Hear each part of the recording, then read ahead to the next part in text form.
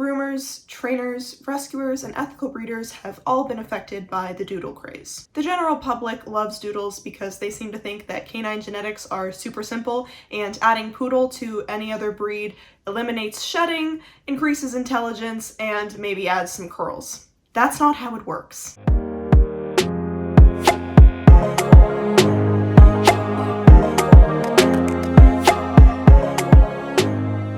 Hey guys, welcome back. Today we're talking about the Doodle problem. Now, before you start attacking me in the comments, and I know it will happen, I've already been mentally preparing myself for the hate that I might receive for this. My dad actually even asked me if it was even worth it to film this video for the hate mail that I would receive, but I think that it's important information that more people need to be aware of, so I am taking one for the team today. So let's get one thing straight. I am not here to insult your dog, okay? I have nothing against the dogs themselves. It is never the dog's fault. There's no such thing as a bad dog, only dogs that people have failed. So I'm asking you to please think critically here and realize that I use words like many and some when I'm describing the problems that Doodles can have, because I recognize that not all Doodles have these problems. However, all Doodles came from irresponsible breeding practices, and that's what I want to talk about today. This is not me bullying your dog. I don't hate the Doodles themselves. I hate the breeding practices that have created them. The point is, I'm not here to insult your dog. If you have a Doodle, that's okay. Nobody can go back in time and change what they've done. You can't undo anything, and I'm sure that most of you probably wouldn't want to because you love your dogs. But my hope is that I can open your eyes to some of the realities of this industry that you may not be aware of and help you make better decisions moving forward. The first ever Doodle was a Labradoodle, created in 1989 by Wally Conran, really hope I'm pronouncing your name right there, bud, who was aiming to create a non-shedding service dog. Labs have the right temperament for service work, but they're heavy shedders, and Poodles are highly intelligent and non-shedders, but they were believed to be too high energy to be seeing eye dogs. Poodles actually make really great service animals, but that's not something we're talking about today. The Labradoodle was meant to be the happy medium of the two breeds. Now, since creating the Labradoodle, our good friend Wally has actually come out and say that creating the Labradoodle is one of his biggest regrets, and he regrets unleashing a Frankenstein's monster onto the world. Now, that probably seems a little bit harsh, and maybe it is, but you'll see why he says that in a minute. People fell in love with these mixes and the demand skyrocketed, leading to pop-up breeders, aka people who have literally no knowledge about dogs, are completely inexperienced, and just bought a couple dogs and dim the lights. These breeders were in it for profit, not for canine welfare, and definitely not for creating high-quality dogs. People started getting creative and decided to start mixing the Poodle with literally every other breed on the planet. Today we have Golden Doodles, Labradoodles, Irish Doodles, Bernedoodles, Aussie Doodles, Puradoodles, Roddy Doodles, Maladoodles, whoever created that last one must have had a death wish, Schnoodles, Sheepadoodles, Boxer Doodles, Double Doodles, don't even get me started on the poos. There are a lot of those too. The only reason that Doodles were and are being bred is because they're popular, so there's money in it. It's important to keep this in mind because this is the first thing that separates Doodles from breeds. Notice how I didn't say other breeds, because Doodles are not breeds. Doodles are mutts, or mixes if you want to be a little bit nicer about it. Purebreds are bred for a purpose. Doodles are bred for profit. And because the main drive for creating these dogs historically has been greed, that has given birth to some pretty horrendous breeding practices. A lot of people put down purebreds and praise mixes because they think that crossbreeding eliminates or reduces the risk for the unwanted traits of the parents. But in reality, you are creating a dog that has the potential to have all of the unwanted traits from both parents. These designer mixes are often more prone to genetic diseases due to the irresponsible breeding practices. The logic is just inherently flawed. Purebreds are bred for a purpose, which means that they have strong traits, natural drive, and have consistent behavioral and personality traits. When you cross two breeds with two different purposes, you could end up with the best of both breeds, or you could end up with the worst of both breeds, and you are likely to get something that you don't want. Doodles are not recognized breeds. They're designer mutts, which means that there is no breed standard and no way to hold Doodle breeders accountable. Breed standards are not about elitism or snobbiness like some people think.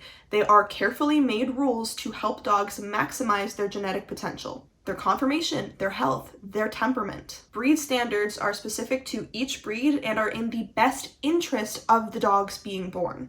Without standards, there is no consensus on what type of health testing needs to be done. What health testing is done on breeding stock is specific to each breed based off of their specific genetic health risks. We know the most likely risks associated with breeding two dogs of the same breed. Some doodle breeders say that their dogs are health tested, and they actually might be, but the problem is that there's no way for us to do it properly. We don't know all of the potential health risks that come along with crossbreeding. Just because a golden doodle's parents are a golden retriever and a standard poodle doesn't mean that the golden doodle puppy is going to be prone to what the retriever and the poodle are. Mixing two dogs of different breeds that are most likely not up to standard creates a complete genetic wildcard. Without breed standards, there is literally no way to determine what a doodle is going to look like or how they're going to behave when they grow up. There is zero predictability. Poodles are often crossed with dogs that have completely different purposes and have completely different structures and little to no behavioral or personality similarities, like Bernese mountain dogs and poodles. Combining breeds that have completely different purposes, different conformations, different temperaments means that designer mixes have pretty much the same genetic predictability as dogs born on the streets. The point of purebreds is to create genetic consistency with valuable traits. People want and deserve to know what they're getting, and the reality is that with a doodle, you just never know. All doodles, even of the same kind, like all golden doodles for example, are completely different. If you Google golden doodle, you're gonna see 10 different photos of 10 different dogs that all look completely different. Their size, their coloring, their coat type are all over the place. Some are golden colored, some are more beige or sandy, some are white, and some are even red. The amount of people who have asked me if my red standard poodle is a golden doodle is honestly crazy. One reason that there is no standard for doodles is because there is no consistency to the breeding stock. Many dogs used for doodle breeding don't meet the standards for their own breed because they come from unethical breeders. How do I know this? Ethical breeders, at least in North America, are associated with the AKC or the CKC and would not allow their dogs to be crossbred. They are committed to the preservation and betterment of their breeds. Breeders active in their breed communities are not going to risk their reputation by being associated with doodles, and breeders who are not active in their breed communities are likely not running reputable genetic programs. Allowing their dogs to be used for mixes would completely destroy their reputation. This means that most dogs being used to breed doodles come from puppy mills, shelters, or other backyard breeders. Generally, the more popular that a breed or mix is, the more likely that a puppy mill is to jump on the trend. Doodles are super popular, so they are currently one of the biggest sources of profit for puppy mills. Some people actually buy doodles from puppy mills not realizing that they're puppy mills because they put on a good front. Yes, many puppy mills are disgusting, kennels aren't cleaned, dogs are covered in mats, sleeping in their own feces, but some are physically spotless, and some are run out of people's homes. A clean puppy mill is still a puppy mill. In my opinion, the only reason that people get doodles is because they're misinformed. A study done by researchers at the University of California actually showed that the decision to acquire a doodle is largely driven by appearance and the perception that they're good with kids and the assumption that they're generally healthy. A lot of people buy doodles because they think they're hypoallergenic, and number one, there's no such thing as a hypoallergenic dog. All dogs produce allergens in their urine, their saliva, and their dander. People think that non-shedding means non-allergenic, but it just means that they're not shedding hair, which means that they're usually shedding less dander, which means less allergens. So it is true that, someone like me who has a dog allergy can get a non-shedding dog that is considered hypoallergenic and most likely be fine. I've never had an issue with my dog. That doesn't mean that he's hypoallergenic, it just means that he's shedding less allergens. Non-shedding and hypoallergenic does not mean no allergens, it just means less. But on top of that, doodles aren't non-shedding. Some of them are, but not a lot of them. Most doodles shed at least a little bit, and there's no way to determine if you're gonna get one that sheds or one that doesn't. Poodles are pretty much always crossed with dogs with fur. Poodles have hair. It's a different coat type. When you combine two different coat types, it's another genetic lottery. You may get a dog that doesn't shed at all, you may get a light to moderate shedder, or you may get a heavy shedder. There's no way to predict what you're gonna get. Two puppies from the same litter could have different coat types, and one could be a heavy shedder and one could basically not shed at all. Lots of people get doodles because they're marketed as these great family dogs, and a lot of them are good with kids, energetic and cuddly, but a lot of them are also filled with aggression, reactivity, and anxiety. Many doodles have unpredictable and undesirable behavior that come from irresponsible backyard breeders not knowing how to properly raise or socialize puppies. It's also partially through the genetics from the parents because temperament and behavior is affected by genetics. And again, there's no consistency or standard to the breeding stock. Most people also have no idea how much coat maintenance Doodles need. That study that I was talking about a second ago where people, Doodles under false perceptions, yeah, it also showed that the grooming needs of Doodles took a lot more work than owners originally thought. If you're getting a Doodle, and please for the love of God, don't, but if you are, be prepared for a completely unpredictable mixed coat type. Professional grooming every 6 to 8 weeks minimum, and regular at-home bathing and brushing. A lot of Doodle owners neglect these grooming needs because they either don't know that it's needed, or they don't have the time or energy, or they don't care. And this is like the #1 cause of those videos that you see on TikTok with the audio that's like, this is what I wanted, the pastels, and this is what I got. And it's like sending their dog to the groomer and their dog comes home and it's completely shaven down. Girl, your dog was covered in mats. Brush your damn dog. Sorry, this is a area of frustration for me because I see so many people who don't brush their long-haired dogs properly, and it's very frustrating because it's not just about the look. Mats can cause severe bruising. They hurt, okay? Brush your dog. Or keep them completely shaved, whichever.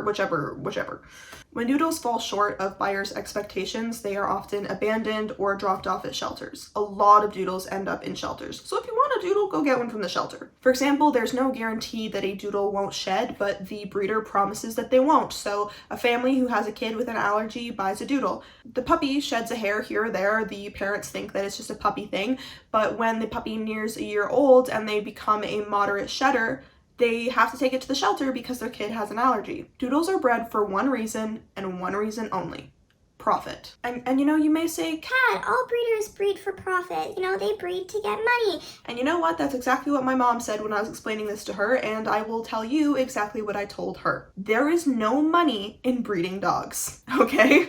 Ethical purebred breeders do not get into breeding to make money because it is not a very profitable business. You have to source the breeding stock, pay for the OFA health testing, pay for that dog's regular dog needs, food, grooming, vet bills. When the mom gets pregnant, you have to pay for regular vet visits, and then when the puppies are born, you have to pay for all of their needs. They need to go to the vet, and when they're done drinking milk, they need food. You have to take them to the groomer, make sure they're properly socialized. Even if you sell each puppy for a couple $1,000s, that barely covers the cost of running a responsible breeding program, let alone covering groceries and rent. Dogs are expensive. So why do purebred breeders breed? Because they care about the preservation and betterment of their breed. They are passionate about creating good quality, healthy dogs. That doesn't exist for Doodles. Doodles aren't breeds. There's no breed preservation happening. And Doodles always end up getting sold for way more than they're worth because, they're popular and everyone wants one. They're the hot new thing. So breeders can charge whatever they want and people will pay it because no one does the freaking research. The only reason to breed Doodles is money, and that is not a good enough reason to bring new life into the world. In my experience, you don't want a Doodle. You want a Poodle. You just don't know it. Every time I hear someone list off the reasons why they got a Doodle or why they want to get a Doodle, they're just describing a Poodle. You want an active, energetic, lovable family dog that is good with kids, loves a cuddle, wants to do fun activities like hiking, swimming, and agility, is highly intelligent, doesn't shed, doesn't drool, and rarely causes allergic reactions in people with dog allergies, and has a specific look. You want a Poodle. All you have to do is trim it like a Doodle and no one can tell the difference. Trust me, I get stopped at least 3 times a week on the street by someone who wants to know what breed my dog is, and they all say the same thing. Is it a golden Doodle or a Labradoodle? I'm pretty sure I've only actually ever had 2 people that asked me if my dog was a Poodle. Proof. Nobody can tell the difference, and I don't even trim him like a Doodle. I don't get the teddy bear cut or the shag cut or the, the poofy cheeks. I trim him like a sporty Poodle. People still think he's a Doodle. Trust me, don't get a Doodle, get a responsibly bred Poodle, you will be much happier. Just be warned, they are crazy smart, so they will learn how to do things that you didn't know were possible for a dog to do if you don't give them enough enrichment. My dog taught himself how to open doors and close zippers, so there is that. In this world that we live in, there is no way to breed Doodles ethically. Is that unfortunate? Maybe, I don't know. Personally, I don't see much of an appeal to them, but whether it sucks or not is irrelevant. It's just the reality. Some doodle breeders think that they are ethical and responsible, and some are better than others, but the reality is there is no way for them to be ethical. If you question that statement, then you probably weren't actually paying attention to the video, and so you should use the little handy dandy time codes in the description. I put them there for every video. I don't think anyone uses them. Click on the one that says the start of the doodle, go from there.